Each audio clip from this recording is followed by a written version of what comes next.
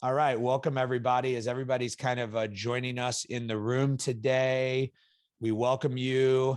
It's December, and we're wrapping up a pretty crazy 2021 and looking towards 2022. I know it's the middle of Q4, the middle of the busy season, so hopefully everybody has a few minutes to step away from their their day work and kind of think about how to focus in on the new year. I have a great panel of guests who are joining me today. I'm really excited. Some are content creators that I've been trying to connect with. Some are content creators I've connected with in the past. I know Yanni, you and I have been trying to record a podcast for a little while, but haven't found the right time for doing it. And Kathy, you and I have known each other for a number of years, and Sharon and I have been talking online for a number of years, or for a number of months, but never really had a chance to actually connect. So I'm really excited. We're also going to have Carlos join us once his internet starts working. He was on and is having some internet connectivity issues. So please use the chat. Please use the Q&A function. We want this to be an open discussion. So if you have a question, please take a second and post those questions for us, and we'll get to as many as we can. I just want to kind of start and let everybody kind of take a quick minute to introduce themselves. So Sharon, do you want to introduce yourself first and tell everybody a little bit about your background if they have not connected with you in the past? Yeah, sure. So first of all, thank you for having me. And my name is Sharon Evan, and I have been selling online since I was 15. I started selling on trademe.co.nz, which is the eBay of New Zealand, basically, many years ago. And I started selling specifically on Amazon in 2016. And sort of started to YouTube and stuff a couple of years ago. And from there, I've kind of become this thing that I didn't mean to become. And that's it. That's me. Awesome. And you share a lot of your content. Where do you share your content in your I know you provide a lot of training. Where do you where should people go if they want to find that? I have a YouTube channel called Sharon Evan, and I'm also a co-host on Danny McMillan's podcast, Seller Sessions. But like my main thing before Amazon, like e-commerce has been my entire adult life. I'm 33 now, and it's what I've been doing, for a long time. But my main thing is product development. So like even before Amazon, come from a household of my father's manufacturing background and sort of grew up with this. So that's me. That's where the content is. And I'm just happy to be here. Awesome. I'm going to use your story as a transition over to Kathy. You started in eBay, and Kathy is kind of, renowned as an eBay expert in helping eBay sellers. So Kathy, why don't you introduce yourself and a little bit about your background? Sure. Hi, Jeff. Hi, everybody. And Yanni, you're Long Island, so we got to get together because I'm New York City. That's why the cab's in the background. So I'm Kathy Terrell. I'm top-rated seller on eBay, selling for well over 15 years. My background, I was on QVC as a product presenter. And what happened for me was my mother started to really fail in her health. And she was in New York City. I'm based in New York City. QVC is Westchester, Pennsylvania, which is about an 8-hour round trip commute. And in order to really take care of my mom, I walked away from QVC and became home-based in New York City. And while caring for her, I started selling on eBay very casually, just the way a lot of people do, just some odds and ends, with no desire to be an online seller, e-commerce seller. Really, my focus was my family. And then after my mom passed, decided to really grow and scale my eBay, which I've done very successfully because I have a big retail background, QVC. And before that, I had 25 years of brick and mortar retail here in New York City, doing displays and merchandising. What I really specialize in is helping sellers grow and scale their eBay businesses. And that involves working with Amazon sellers, Walmart sellers, people with Shopify stores. Some people are multi-channel. I mean, very much, it seems like everybody's multi-channel now, as opposed to years ago, that wasn't it. You were sort of, I'm eBay, I'm Amazon, that kind of thing. Now people are more broad, which I think is a healthy thing for everyone. So I help a lot of sellers grow and scale on eBay. I always say eBay is like being in Germany, and then Amazon, and I'm not trying to pick on countries. Amazon would be more like UK. And so when you're going from one country to another, you want to learn what their language is, what works for them. What works on one site doesn't necessarily work on another. And that can be just like an eBay seller going to scale on Amazon. It's like, you better learn Amazon because it's different from eBay. So that's what I help people with. And I find as everything's growing and developing, each platform is getting much more niched and much more particular, and there are a lot more moving parts, which really wasn't true 15 years ago. It was a very, very different e-commerce landscape. And what I find as things grow and grow and grow, it also becomes, there's just a lot more moving parts, a lot more detail that you need to pay attention to if you want to have a successful business online, and also a stress-free business online, because I'm very much about quality of life, and that you have an online business that supports you, your family, and your lifestyle. So that's what I do. And I love it. I love selling online. I love working with sellers. I have a podcast, Kathy Terrell, I Love to Be Selling. I've got a blog, a website. I do one-on-one consulting, and I also have a membership group for online sellers. Awesome. Thank you. And I was just at a conference for automotive aftermarket parts, and eBay was there, and eBay's message when they were there is, we're back. Right. And so I think like when we start talking about like 2022 and what you should be thinking about, it's like, is eBay something you need to be thinking about that maybe for the last 2 years hasn't really been on your radar? Yanni, you want to introduce yourself next? Yeah, sure. So hi, everybody. Thank you so much for your time today, and for Seller Labs and Jeff and Caroline for having us. So I actually a decade ago, I started selling online, and lo and behold, I started selling online on eBay, just to put it out there. So, and then 2013, we started selling products online, and we're more multi-channel. We started selling products on Amazon and became multi-channel. And the business grew very quickly from 0 to 20 million in FBA sales. Then we became a part of a larger group that together as a group, we're doing like over 100 million in FBA sales, and also multi-channel, but Amazon was really predominantly leading all of revenue. So from that activity, Geta, a company that I co-founded, was born, because with FBA, we had so many FBA transactions that we experienced all these discrepancies and so much volume and so much data. So that pushed us to create a technology to keep auditing all the transactions that are coming in daily, but also develop a team that handles all the data and manages all the back and forth with Amazon. And we created the solution for ourselves. We're kind of friendly people. So we told our friends from the industry we have these capabilities, and they told us, help us, we'll pay you. And that was the early genesis and creation of Geta back in 2015. Fast forward 6 years later, which is today, we cashed out of retail. We focused our full energy and motivation and mindset on helping other sellers out there. And that's what we, Geta is kind of the main focus for us. At Geta, what we do, we're a technology company. We help Amazon sellers get the maximum FBA reimbursements that they're eligible to receive. So any inventory that gets lost or damaged, destroyed, disappeared, disposed, or overcharged with fees, we catch that. But then our team helps with all the recovery process. And we also very flexible because it's customizable. So even if you're doing the job yourself, you want to keep doing it, we can cover you. We can have a backup. And that's kind of our focus and mission today, just helping the sellers and the sellers community.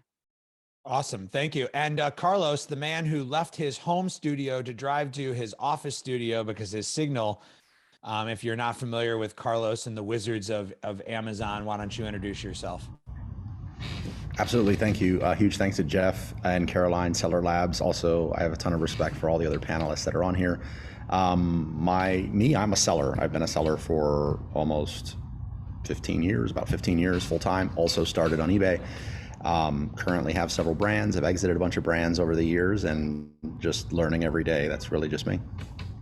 Yeah, and I think what's also great about all of the guests on here is everybody but me is a podcast host and content creator. I mean, I'm a content creator, but not a podcast host.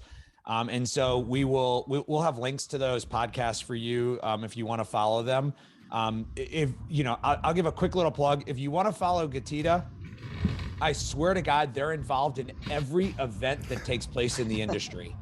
I've never seen anything like it, the way that they get themselves out there. So if you want to kind of know what's happening, whether it's local or international, Geta is doing that. And Carlos has the largest Amazon seller meetup group, which takes place in the Fort Lauderdale, Miami area. So if you're in Florida, or if you're ever planning to be in the Fort Lauderdale, Miami area, you should follow that group and pop in for one of their sessions. So Lots of exciting ways for you to get involved in the industry with the people that are on this. Okay, let's jump into the content.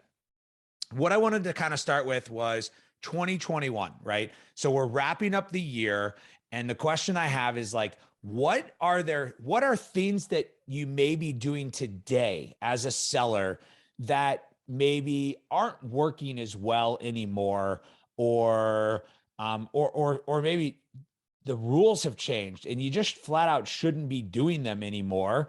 That maybe if you haven't been following all of the news over the year, you're not really sure, what, but like, these are the things that are kind of telling a seller like, hey, these are the tactics that are kind of on their way out, and you may want to consider revisiting them if you're still using them.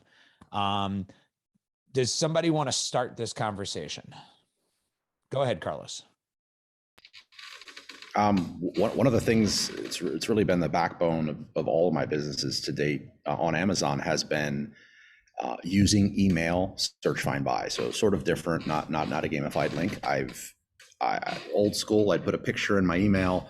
I'd show them the best search keyword that they could use to find it.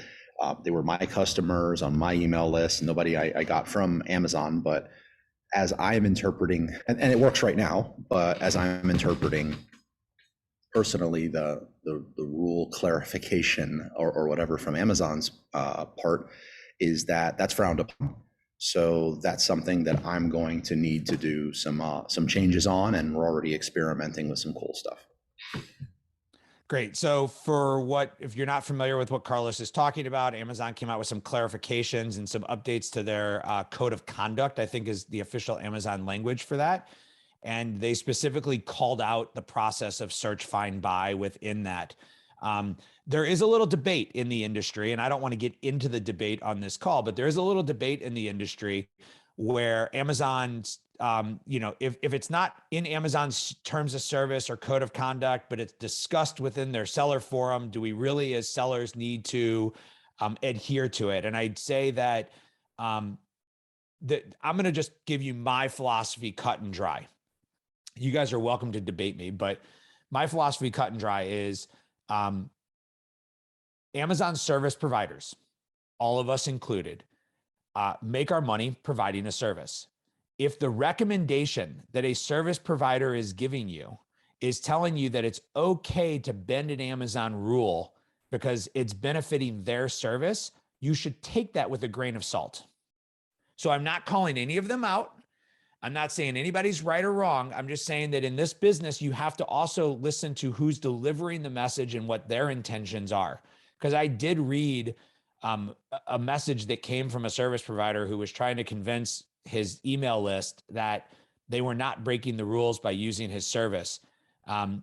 Don't believe them. You have to figure this out yourself. That's where I'll leave it. Because I know that it's a big debate. Anybody else want to kind of add anything in terms of tactics maybe that we've been using in the last year that need to be altered or changed? I just wanted to talk about price margins, because it's something, because of the cost of shipping, which may or may not be something that really FBA sellers run up against, but more merchant fulfilled, or if you're using third-party warehouses to fulfill, I'm working through this with clients. I mean, right now it's like we're in the middle of fourth quarter, or like almost through fourth quarter, so it's a little nuts, but to really look at if it's worth it to sell single products. I see this a lot on Amazon because I shop on Amazon. I love Amazon. I also shop on eBay, but I see it a lot on Amazon, and I really sort of want to wake up my eBay sellers to it, which is certain products, if you have multi-quantity, I'm going to pick something like a lipstick. It may be better off to sell them in batches of 2s and 3s because of the cost of shipping. I mean, when the USPS, which is primarily what most eBay sellers in the United States use, added zone pricing, where it used to be 3 ounces, like I'm in New York, 3 ounces from me to California would be the same as 3 ounces from me to New Jersey. And that's changed now. So for people to really keep an eye on their margins, and something that might have worked like a year ago, January, with all the changes in the shipping charges, also international, is to really look at if it's worth it to sell a one-off, or really, just even though you might initially take a bit of a hit, of just that everything needs to be in product bundles, everything needs to be in 2 and 3s. And maybe it's even, I'll just broaden that a little Yeah. bit with all of the changes that are occurring with raw cost of goods, Yes. inbound shipping, FBA fees going Storage up in fees, I was going to say. 2022. It's just important to be, you know, you can't just coast with your margins you had last year. You need to be looking at them as you're moving forward. Yeah. Sharon, I'd love to. Yeah, I was waiting for I'd love to chip in on that, but only if Kathy is done, because Kathy, I don't want to talk over you. So, no, okay, No, I'm fine. cool. In my opinion, everything has changed and nothing is the same anymore at all when it comes to selling on Amazon. And it seems that we all sold somewhere else before we came to Amazon.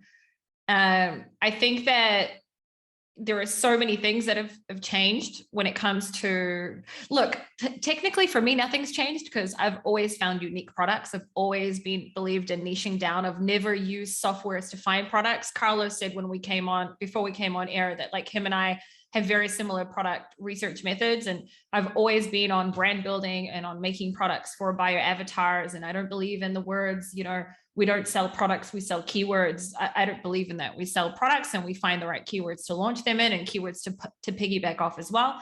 But anyway, supply chain has been fully broken in the last year and a half. In every single aspect, in every way, right? So it's everything has been completely broken.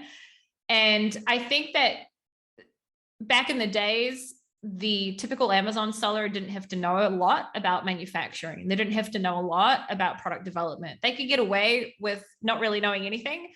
And you can't do that anymore. If you don't understand A to Z manufacturing as well, how your product is made, how you can optimize your packaging to bring down the cost of your shipping, every single thing, you're not going to last because everything's different. And the thing is, it's probably never, ever going to go back. And it's not that it's harder, it's just you need to know more today. And I'll stop at that because I could go on. No, I think that's it's a great debate that everybody always has. Is it harder to be a seller today than it was a year or two ago? And I think if you even go back to 2016, it's hard. It's not harder today, but you need to have a wider skill set today than you did in 2016. So I completely agree with you. And I think most people on the panel would completely agree with you that the skill set for sellers keeps getting more and more refined, which is why sellers have to grow their team, because it's not possible for somebody to be an expert at everything that you need to do to be an expert. And so some companies will choose to be experts at marketing and they will use other people to be their manufacturer rep for them and know those things. And other people, you know, that might feel that's where the margin is. And if they're not experts at that, they can't be successful. So I think it's a very valid point. The only thing I will add to that, the thing is that definitely has changed, that is harder, is you need a lot more cash flow. So back in the days, if people could say, yeah, you can get away with $2,000, you can't. Like not for the types of like private label. Maybe you can in other things, but not for private labal. So you're saying the cost of entry has inflated as well? Of course, because you need to order a lot more stock. Unless you have very small, limited amount of lead times, let's say you manufacture in the US and you sell in the US, then you don't. But yeah, today, you know, manufacturing today is broken, right? Lead times are crazy. Raw material prices gone up. Shipping has gone crazy. You have to order a lot more units than you used to need to I have order. a small question for you, Sharon. I don't know if it applies to you or some, people in your community and your members. Any of them source domestically in the United States? If they are, what's the landscape looking over there? I can tell you that it's a yes or no, right? I think that if you look at the content that I've created in the last year, it's all been about let's all prepare for the day that there's a problem with China, right? And it has been a lot of let's look at Mexico, let's look at Vietnam, let's look at India, I can tell you that I've moved one of my largest clients that they make their products are made out of structural plywood. I moved their entire manufacturing to Australia because it made more sense than to get it made in the US. I think that no country, and Carlos will, I'll shut up soon, and then Carlos could probably take over this part, but I think that there's no country can compete against manufacturing with China. China's like 25 plus years ahead of everyone else. And I think that this is why I said you have to know a lot more, because you need to understand how your product is made so that you can understand what country is the right country for your product to be made in. And if you understand the manufacturing process, then you can understand, well, wait a minute. If I have this made out of structural plywood in China, maybe if I move to the US and I get it made out of composite wood, right, then they can pump it out quicker. But maybe then composite wood isn't right because the product needs to be, I don't know, like whatever, like you get my point. So yeah, it's a rabbit hole for yes, sure. Yeah. There's a lot more that you need to know. I can So try to segue this to Carlos, because Carlos, you source domestically. Sorry, Jeff, I cut you off there. Yeah. Yeah, we do. I mean, I look at the US first just because I'm in the US, and then I sort of go wide to like Canada, Colombia. The majority of my current products, though, if they're not bred like the live insects or manufactured with some of the food brands, are predominantly from China. So not all products, as I've found currently, are a good fit for the US. And I don't think China is going to go anywhere. What I have spoke this morning to my team about, and just the community in Miami, is that we're taking more of I'm suggesting people take more of a more trade shows, less conferences approach towards building out your network of factories and relationships and vendors. Outside of China, you don't just find a factory, for the most part, and they also do the packaging, and they also can make all the material components, and it's very Amazon, one-click purchase. It's not like that with most factories. So building out your network of suppliers and vendors, I think, is going to be more important than ever. It's not like China's gone, but that's my approach for next year. Conferences are amazing. I'm not knocking conferences, but I'm taking more of a more trade shows, less conferences approach for next year. I'll give you do exactly that. For people that don't know the technical difference, right? Conferences where you're going and you're sitting in educational type of events. Trade show is where you're going and you're really walking around and talking to vendors. Think ASD, or Canton Fair. Canton Fair. Those are trade shows. Yeah, Yanni, you have anything you want to add to this idea of things in 2021 that aren't working and you need to kind of walk away from? Yeah, just we had a nice coverage here. I guess with that mindset, I could just add a little bit to clarify, at least on my end, the way I see things is that the only thing that doesn't change is change itself. Things will constantly change. This is the evolution of industries, and e-commerce is an industry. So yeah, stay dynamic, stay flexible, layer after layer, build your capabilities of handling the ever-changing reality. Make sure you have the right staff, the right partners, sourcing partners, solution provider partners, and open yourself up. If your whole approach was, I have this corner that I found that only I know about, you're very reliant on maybe on one supplier, this and then, and that broke apart. This is your wake-up call. So open yourself up, and like Carlos said, trade shows, not conferences, or do both, but trade show, walk the floor, open up, and try to create a better reality for you, heading into 2022. So as we roll into 2022, there's a lot that's kind of expanding into the space, and like where do we put our focus? Where do we put our time? I'll tell you, our managed services group, we're managing over 150 accounts, hundreds of brands. We did an analysis of all the different types of advertising that we manage, right? And it was like, again, we talked about a few years ago, it was sponsored products, sponsored ads, and maybe a little digital. Today, I think there were over like 18 different forms of, advertising components that we could have in building a strategy for a campaign. Where do we put our focus in 2022 to get the return for our business? Is it going international? Is it working on stores? And Carlos, you look like you're ready to jump in. Go. Oh man, I'm beyond stoked for manager customer experience and for getting followers on the Amazon platform. I'm not saying not to do that off of Amazon. That's my priority, assuming that's a given.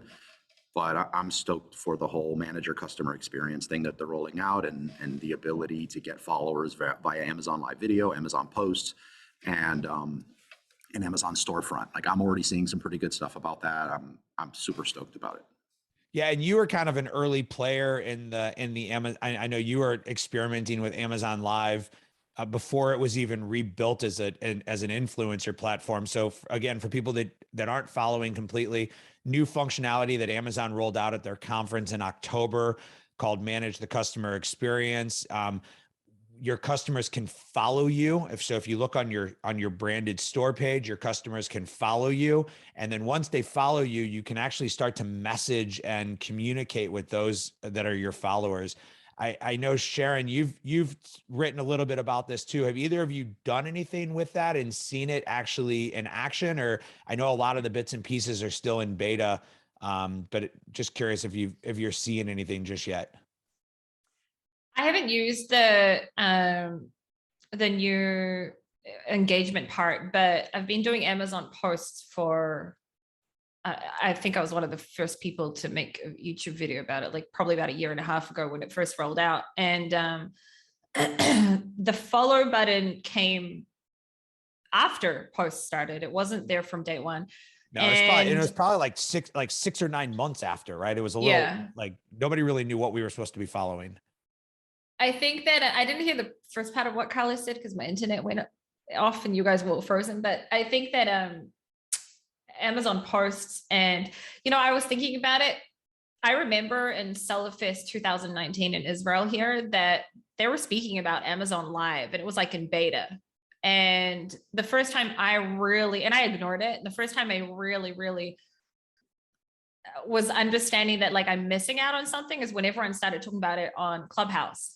And then I know Carlos was one of the people that like consistently was speaking about it. And if I'm really honest, I haven't dabbled with Amazon Live myself yet, for a few different reasons. I don't think it's the right move for every single product out there, but I think that, or necessarily needed for every single product.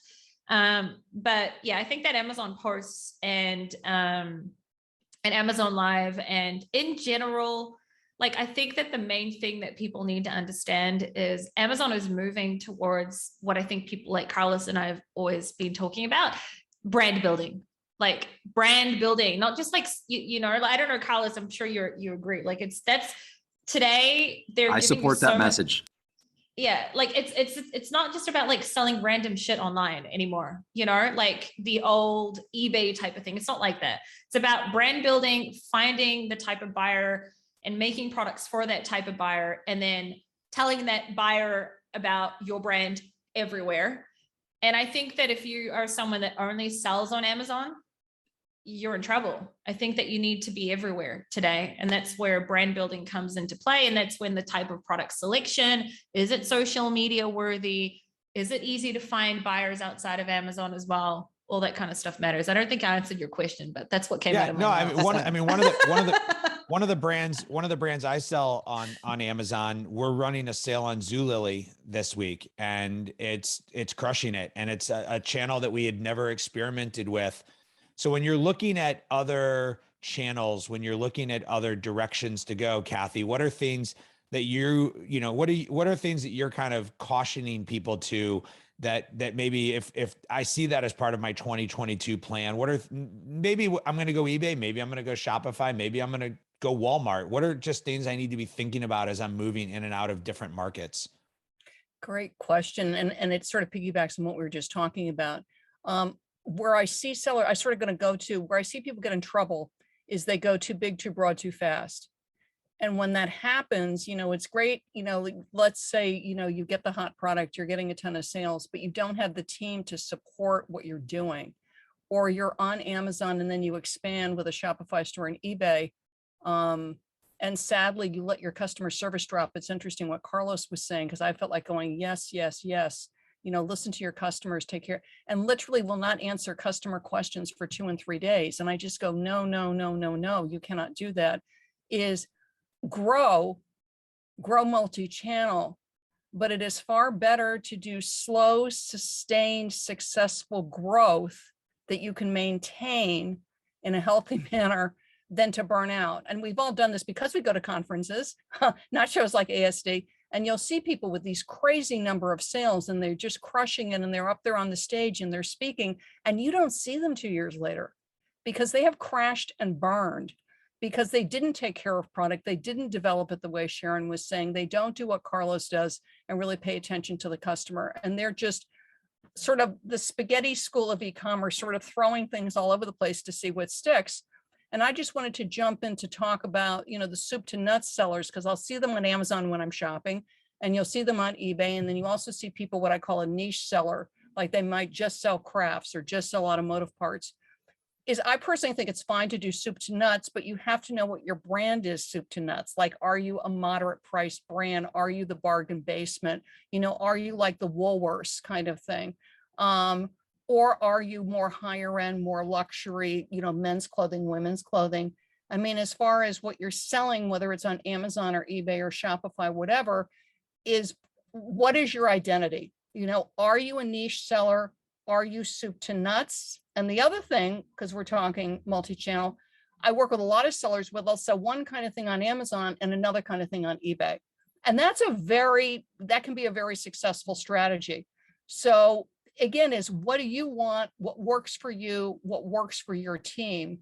But do not sacrifice customer service as you're expanding, or it will kick you in the butt.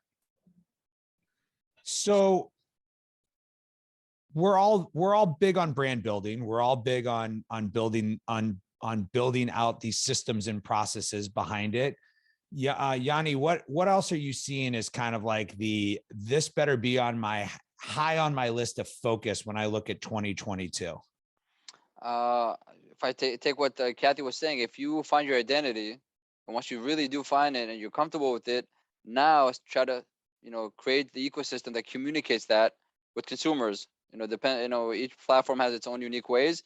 Just do that. So build that layer after layer. So with Amazon, you got the videos coming in right now. You got a DSP, you got sponsored ads, you got all these variety of ways. Of course, you have the whole world of social media. Then you have digital advertising outside of social media. And then you have podcasting. And then you have blogging. You have so many layers that you can of communication levels and marketing levels you can utilize to communicate what you are. Like Kathy said, if you are a discount seller, a closeout seller, a bargain seller, or upper echelon where you're like a Nordstrom seller and you do more of the upscale stuff. So after you find your identity, just work on the outside and communicating all that and snowball it. You'll see that this ecosystem you build, all these multi-touches will create momentum. And then you'll get traffic into your Amazon listings, into your website, into eBay from all these channels and directions. And you'll be less reliant on hacks and tricks and all these like things that maybe have a little momentum and trend, but as they fade away, your whole business kind of is very flimsy. So look into the future. That's what I can a little bit identify. I know the answer, but I'm going to throw the softball up for Carlos to hit. How many hacks and tricks do you use in your business? No, none of that. If it's not worth investing a bunch of time to build a system out on it, and lets me sleep good at night, I'm not worrying about whether I have to fire people when this thing gets exposed. I don't do it. Actually, what I do is just grabbing stuff that really works, that most people identify as like digital marketing, I guess. And right. I apply it to Amazon and I apply it to these other marketplaces. And when I go to, actually the majority of the stuff I learned that helps out on Amazon is not, it sounds like I'm knocking Amazon conferences. I'm not. I think they're awesome, but it's like traffic and conversion, content marketing world. It's like all these other non-Amazon conferences. And I hear this tactic that's really working just in the world. And then I'm like, wait a minute, if I remove that word and I insert Amazon and I do this, like, wow, that can be good. And I do it and it works. So what you're saying is that, yeah, sorry to cut you on this. So you're saying is the same way outside of Amazon, all these online retailers are trying to create an ecosystem into their own website. You just replace it with Amazon and treat, Amazon that way. That's what you're saying? A lot of times, yeah. Yeah. And just understanding it's Amazon's marketplace, it's Amazon's customers, just my take on it. And I want my customers. I would like some of them to buy on Amazon when I want them to buy on Amazon, but I do want them to be mine. I want to invest in my brand. I want to go, inch wide, mile deep versus the reverse. And it just allows me to really maximize everything: supply chain, ads, the data I accumulate from ads, hiring specialists, everything. It just helps everywhere. Nice. So how do you, and anybody can jump in here, how do you cut out the noise, right? So when you're looking at your planning for 2022 and you're looking at all the things that are going on, you're getting hit by Amazon, right? Amazon is sending out multiple communications of programs they want you to participate in. There's webinars, conferences, trade shows. How do you cut out the noise to kind of figure out what works best for your business so you can apply it, as opposed to hearing what somebody else did that was great and, think, ooh, I want to chase it? I can answer this one. So there's this thing called a mute button, right? You don't have to unfriend anyone, or you don't have to undo. You can unfollow quietly. You can mute, and I can tell you that I did that to almost everyone in the industry this year. Not you, Carlos. I still say almost everyone this year, because at some point, like I'm kind of different. You said in the beginning, like, everyone has a service and stuff. So yes, I do coaching, but like, I'm very pro sellers, and I'm the type of person where I don't care about the service providers. I care about the sellers, and like, not because I'm some angel, just because I am a seller first. Right. And I think that there's just so much bullshit out there, and everything is so over. I'm not saying Amazon isn't complicated. It is. And I'm not saying that you don't need to know tactics. You do. But at the end of the day, when you know the buyer avatar you're selling to, and you understand how to find your buyers, like, it's not as hard as people make out of it, over exaggerating keywords and all of that stuff. Like, if it gets over complicated, like, something's wrong with the product. If you need to use crazy tactics, something's wrong. And when it comes to Amazon, you need to understand how to cut out the noise, in the sense of understand that Amazon wants you to spend money at the end of the day. Right? They're going to tell you to spend more money on keywords that you shouldn't be spending more money on. They're going to tell you all these different things. And you just need to understand what's right for your business. What type of buyers do you have? And trial and error, try different things. But always remember that Amazon cares about Amazon, not about you. That's my opinion. I talked to a seller last night, actually. He just went over $6 million in sales.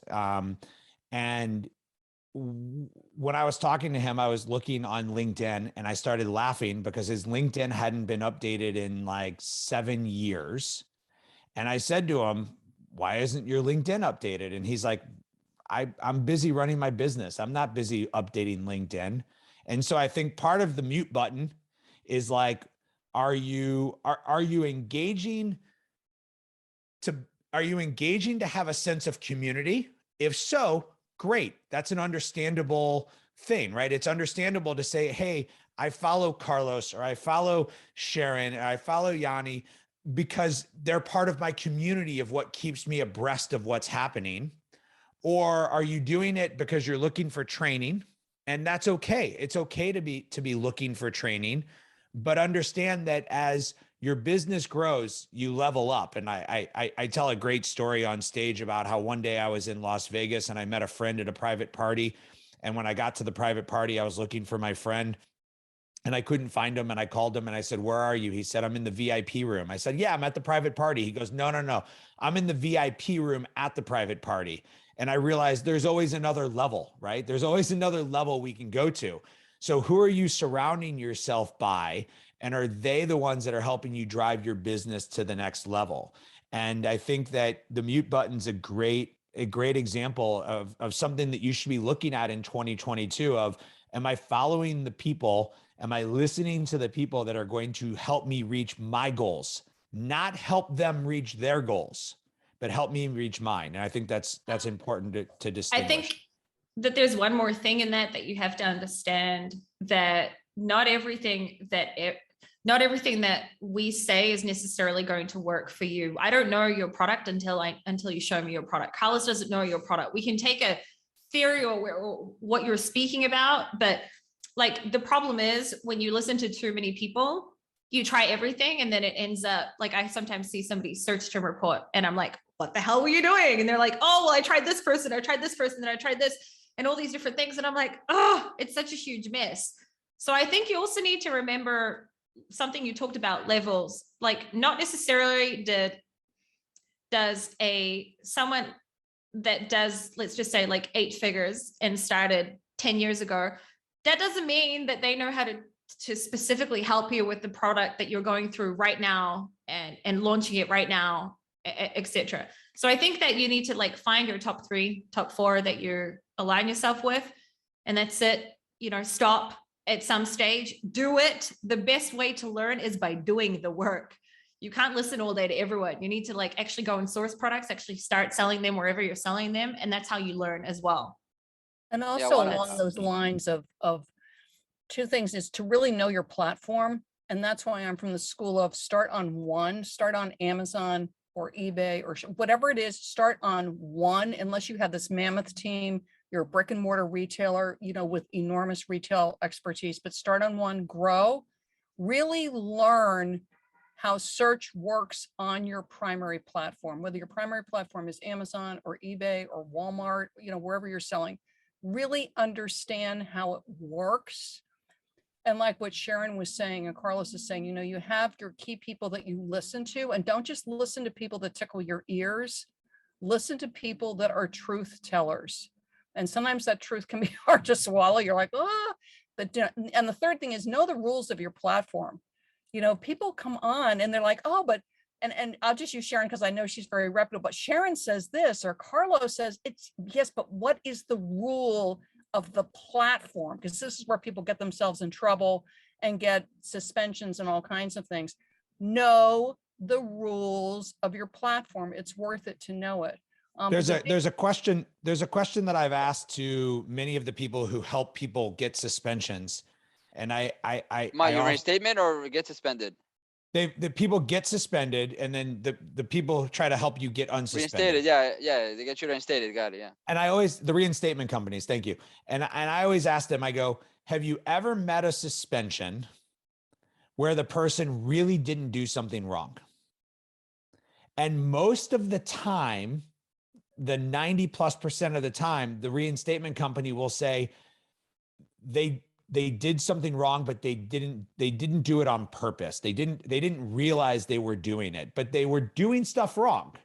So everyone likes to say that Amazon and other places are suspending people wildly, but typically you've done something wrong. It's a matter of whether you know you did something wrong. That makes it different. So I think, Kathy, your point of know your platform and know your rules. And I think there's another piece of this, which is like, there are times in your business, depending on the size of your business, where you may choose to do something that you're knowingly violating the rule. But as your business grows, you have to reassess those risks. Like Carlos was saying, search, find, buy. It's never been allowed. It maybe hasn't been as prohibited as it currently is. And so you reassess your business and say, oh, that's a tactic I no longer want to be doing because it's riskier to do that today. My business is bigger today than it was before. And I need to invest myself differently. Yeah, I want to just add something to the mix here, if I may. Because we're saying, you know, there's all these noise coming in and out. You got to learn how to mute it. That's very technical on muting actual devices. But also you got to be able to mute mentally, like mute, you know, all your thoughts and focus on really what moves the needle. And that's what you have to really listen to. And I think this is above all, listen to the data. You can listen to all of us now, but whatever your data suggests, that's where you follow. If the keyword, you know, certain keyword is going to get most of the juice in business, you know, focus on how to, you know, continue there instead of throwing yourself at other keywords that might just waste your time and money. So your ability to interact with data on all these platforms, especially on Amazon, is very data driven, is a really key for success in long term and as you scale up. So I wanted to kind of throw it in there, if I may. Yeah, sounds great. I want to spend our last kind of 15-minute segment here kind of talking about predictions for 2022. Where do we see things going? If somebody looks back on this a year from now, what will be right? Now, you obviously won't know what will be right and what will be wrong, but what are some things that we think maybe are going to be a major play in this next year that we need to be considering? Yanni, you want to start? Yeah, I'll start by actually kind of throwing also a question that I put on the chat. I was kind of curiously wondering if any of the attendees today have a newsletter. I know Carlos is really big on newsletter, meaning do you currently run a newsletter and try to communicate with consumers out there and build an email list? So feel free to put on the chat if you have one or you don't have one, because that is something that I look into the future. I think might be also very, very key. Your ability to engage with consumers out there on the product that you sell and really have the ability to do things your way and have a control over your future. So, channels and marketplaces are great, but you have to carve a way for yourself to have a good ecosystem and a good control to make things happen. And in addition to that, you yourself or your team around you should be very attentive to creativity and content. I know we kind of started with the whole idea of content. People are expected today, not just sellers on Amazon or online sellers, humans in the modern world are content creators, stories, right? People are just expected to constantly engage because things are hot and then they're dead. So if humans are doing this, obviously this is going to trickle into e-commerce as well. So you or your team have to build these capabilities of constantly touching and communicating with your target audience and your avatar. So looking to the future, that's what I have in mind at this point. Awesome. Kathy? I was thinking YouTube ads. And the reason I bring them up is that people use YouTube as a search engine the way they use other things. And people also go on YouTube to find solutions.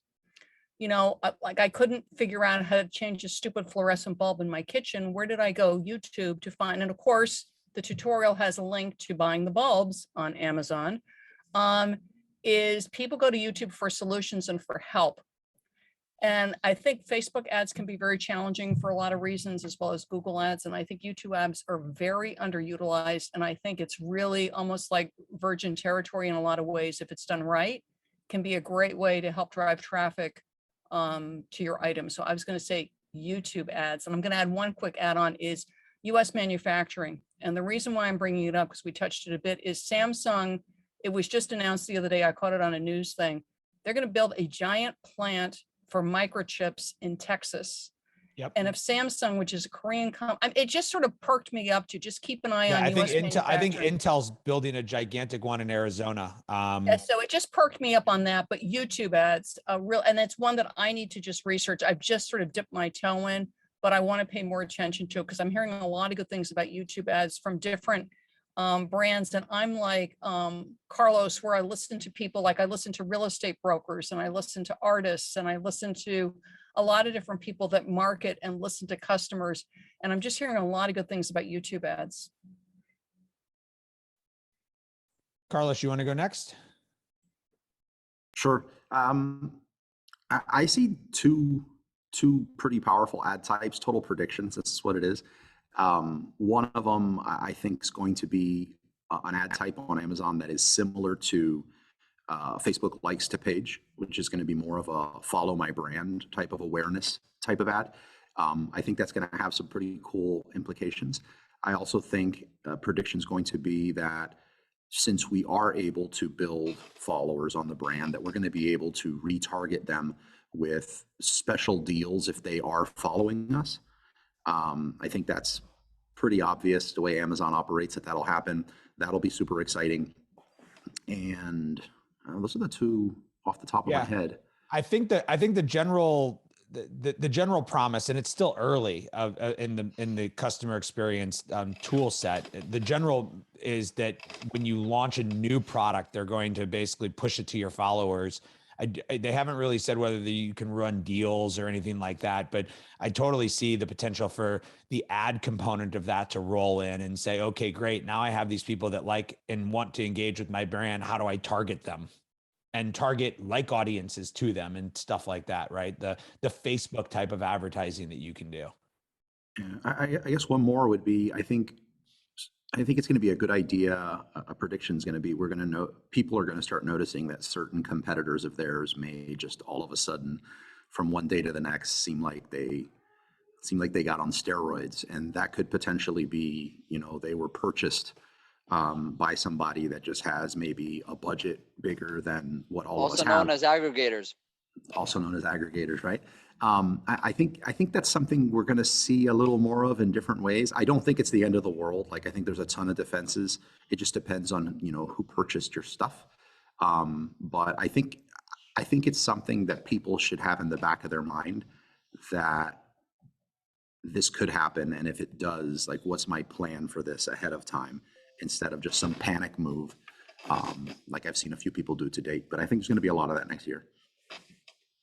Sharon, you want to add? Yeah, before I say my thing, I just want to make 2 comments. So the first thing is there's Catherine Lambert, which I actually know in the comments, where I like YouTube. They seem to be more for services than products. So I would say that that's maybe just the YouTube algorithm showing you services rather than products. But if you go in and you type in, Carlos, we spoke about this, so I'm going to give this as an example on your podcast a year ago. If you went in and like looked up a hobby like insect pinning or something like that, like you go in anything, you look up anything, you'll find that there's plenty of influencers that are making, like kawaii is like this huge thing, right? Kawaii means cute in Japanese, and it's like got a lot of search volume on Amazon. If you went in and typed in like kawaii decor or kawaii gamers or whatever, you'll see these influencer gamer girls with millions of products in the background, with all these different things, like not even selling the products. You can just see things they're using in the background or all these different things. So I think YouTube, YouTube is one of the methods I use for finding products. So I think YouTube's like a huge place that people don't even think about. So definitely, obviously it makes sense, not for every single product, but definitely what Kathy was saying, like people don't realize how huge YouTube is beyond getting content. And there was something Carlos said that I wanted to also agree on, and I just forgot what it was. So it's probably the overnight competitor on the steroids, aggregators. because you actually worded that. Like, I was talking about this, but I heard you say something similar on your podcast, and I was like, she's right on the money. I agree with almost everything you say. Same. I always agree with you too. I think that regarding the aggregators, look, like I'm not scared, to be honest. Like, and it's just because also I'm not typically necessarily also the type of buyer that the aggregators would necessarily also buy. Like, I've spoken to aggregators in the past and I know what I need to do in order to sell to them, but like I'm super niche in the first place. And I don't think that, if we think about it, most of the people listening, right, are not going to be big 7, 8, 10-figure sellers. And I'm not trying to bring people down, but you don't need to be a 7 and 8 and 9-figure seller in order to be able to make a living out of this. And the money is not only in the exit. I've been living off e-commerce my entire adult life. Like, I left New Zealand, I moved to Australia, I moved to the Middle East, like I live in Israel and all of that. And I never had any help from my parents. I left home when I was 15. And my entire life, I've only made money online. So like, and I've done pretty well for myself. So I think that like aggregators should not be scaring us, but there's something that we need to take into consideration. And my final prediction is I think that we will see the typical back in the day, like, hey, let's get rich quick scheme type of sellers are going to take a step back and go and do other things like crypto and all the stuff that people sell. That's like, you make money overnight. Because I'm laughing. Because I'm laughing because we've all seen the post recently about like, when did all the Amazon experts become crypto experts, right? Like, that was me. Crypto gurus. I made that post. That was me. Yeah, that was you. Yeah, that, hardcore. You hit no, I said that because all the Amazon gurus are becoming crypto gurus, I'm going to create a crypto rehab. That's what I said. Right. And Right. And I really don't care if anyone got angry at that. That's just my point of view. I'm known for not caring. It's kawaii. It's kawaii, which means That's It's Sharon. kawaii. It's kawaii. But if you've been, That's but if Sharon. you've been in the space long, if you've been in the space long enough, you've seen this. It's a pendulum, and we've seen it swing, and we've seen influencers come in and try to take their space and then swing out as something new happens. And so that's just kind of part of it, right? It's just, I don't want to bring anyone down. Sorry, I'm actually going to choose to take the fifth and not say my opinion on this, but you're in Israel. They don't have the fifth in Israel. That's true. We don't, but I am going to say that I think that it will just like you'll understand who's like actually selling on Amazon and who's just trying to sell services. But anyway, beyond that, what I think is that it's going to cut out the typical get rich quick type of scheme, sellers and the people that are actually understanding that, okay, and the people that actually have the money to get into this, right? Like people that understand that you need money to get into this, you need cash flow to get into it.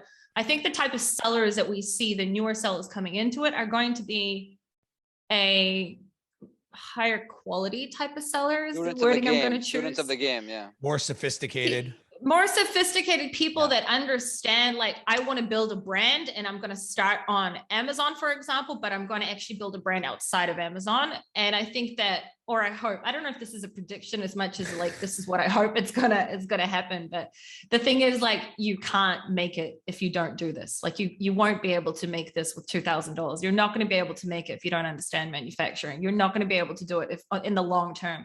So I think that that's what we can predict on a seller's type of side. Carlos, do you agree with that? Because you usually agree with me all the time.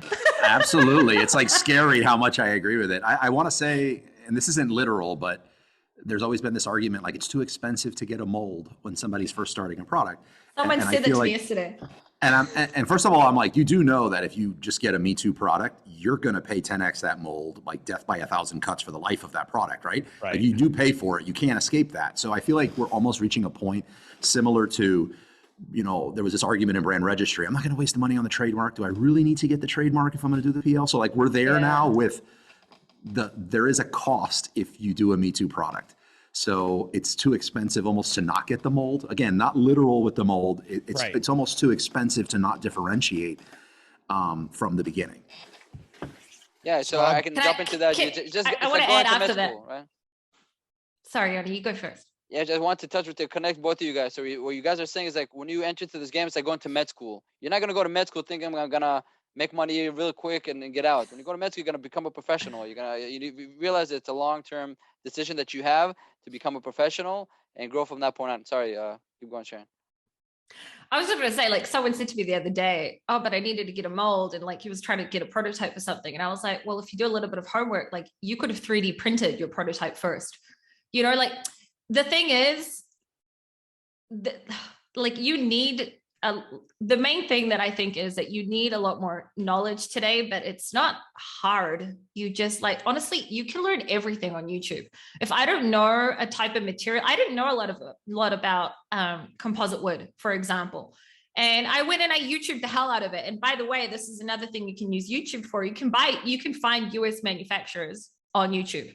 Like, I made content around this not long ago. And it was by mistake. Well, people don't want to do the work. They want people to do the work for them. So if you have money to hire someone to do the work for you, awesome. But if you don't, then just go do crypto bots or whatever the hell people are selling to you today. Yeah. You know, like there is no such thing and this is something I'm very lucky that, like, my father taught me as a little girl. There is no such thing as overnight success.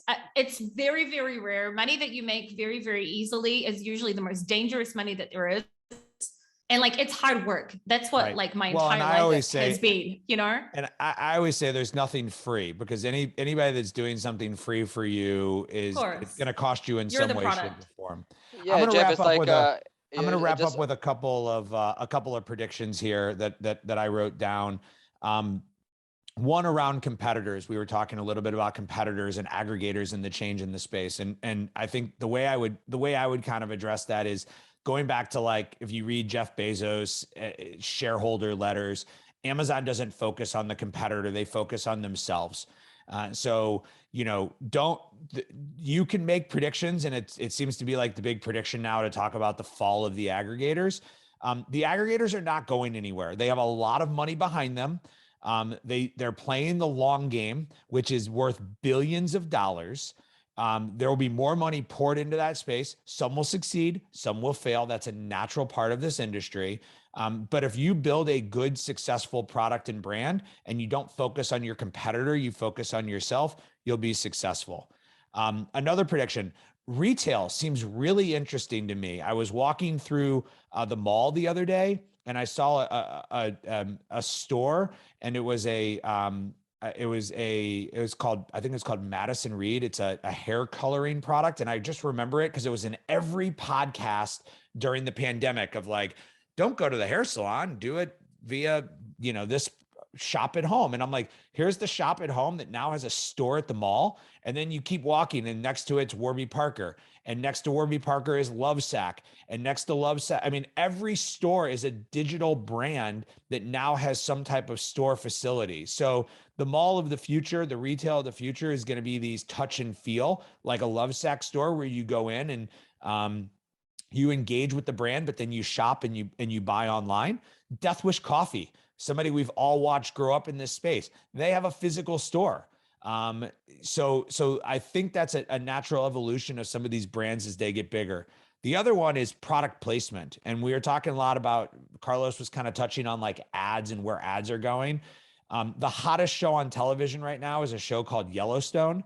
Yellowstone has very few, if any, commercials because it's all product placement. From the cars that they drive to the boots that they wear to the hats that they wear, it's all product placement. And then it's very small ads that are just pointing to the pieces of the show where their product is highlighted. Check it out. It's actually really interesting how it's done. Where It's is a this? great Which show. channel? It's on Paramount. Paramount so I don't Plus, know the how everybody streaming? gets it, and it's not very appropriate. So like, don't let kids watch. But product placement, and you see these deals, right? Amazon just bought the rights to NFL football that they're going to be streaming. This whole game is going to change in the next few years, and product placement and the way you place ads is going to become critical to the overall success. And then my final prediction is our space in general.